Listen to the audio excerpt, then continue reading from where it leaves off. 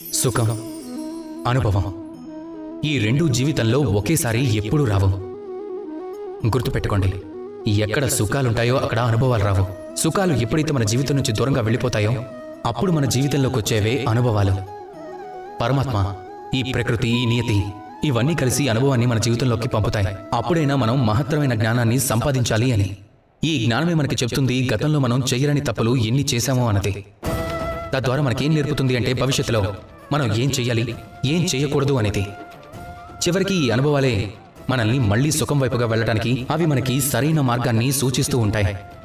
అందువల్ల ఈ జీవితంలో మనకి ఎప్పుడైనా దుఃఖం కలిగినా, కష్టకాలం వచ్చినా హతాశులవ్వకండి. అర్థం చేసుకోవడానికి ప్రయత్నించండి. ఆ అనుభవం ఎందుకు వచ్చిందో, ఏం నేర్పించడానికి వచ్చిందో. తమరు ఈ రోజు ఆ జ్ఞానాన్ని సంపాదించుకుంటే సుఖపడే మార్గంలో పయనిస్తూనే జీవితాన్ని గడిపారు అంటే ఆ అనుభవానికి ధన్యతని చేకూరుస్తారు. కనుక రండి ధన్యులారా, నాతో ప్రేమగా పలకండి, రాధాకృష్ణ.